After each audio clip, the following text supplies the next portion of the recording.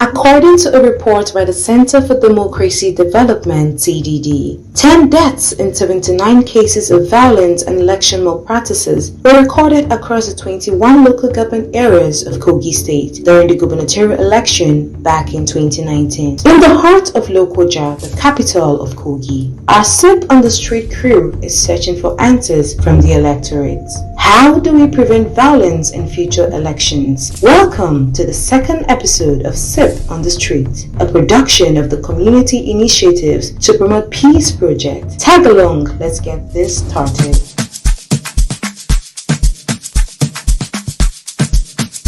My name is Samuel Babatunde Aino. My name is Mercy Abel. Wari Abreshi. Nusa Kusum from Adankolo, Lokoja, Kogi State.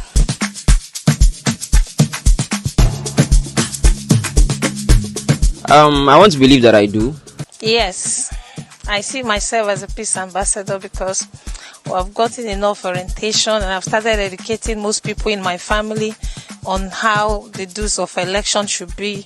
So I see myself as a peace ambassador in my community. Yes, I see myself as one. Yes, I do.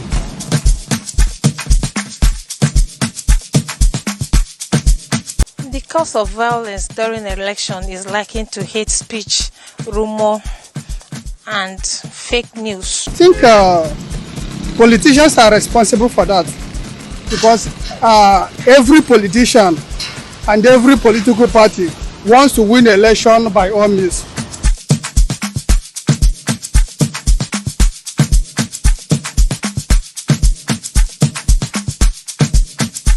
I do not think that that punishment is more than enough to settle such a case.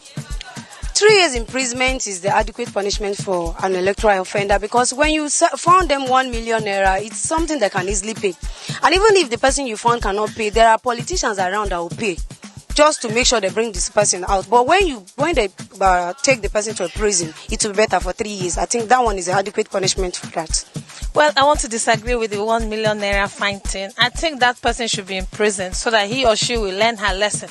Because if you liken it to the 1 million naira thing, most Nigerians have that 1 million and they will just pay just to avoid that trouble. So I believe that person should be taken to the prisons to learn lessons. And when the person come back, he or she will mind himself better when other elections are being conducted.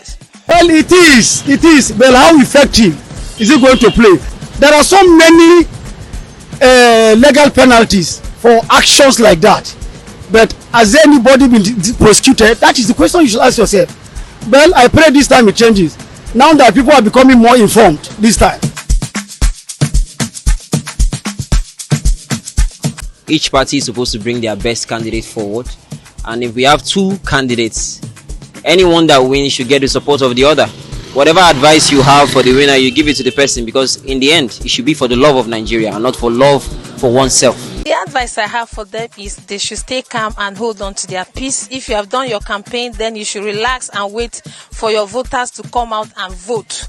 Let there not be hate speech, and they should stop manipulating Nigerians' youth, giving them marijuana and other things to create strife during the elections. My major advice for the Nigerian politicians, this go directly to them. They should stop using innocent, poor people's children to go for their wherever activities they want to do in order to do mago or do whatever they want to do to achieve their aim. They should stop using people's children. They should focus on theirs because their children are somewhere else while they are using other people's children because they felt they are less privileged or they need help. They can use them at any time.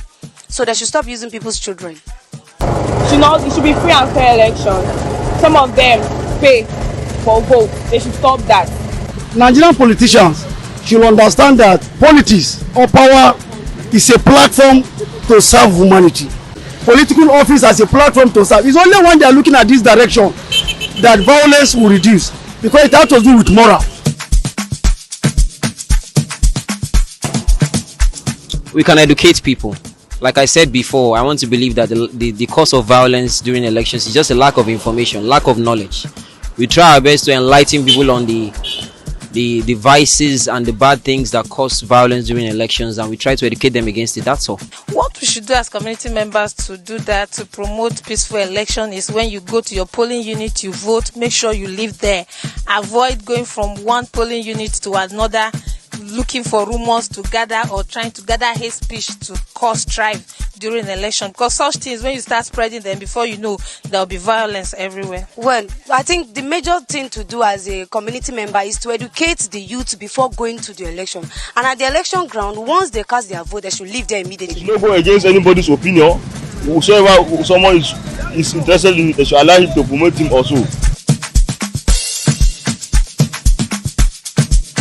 Vote for peace. Vote for peace. Vote for peace. Vote for peace. Vote for peace. Vote for peace. Vote for peace.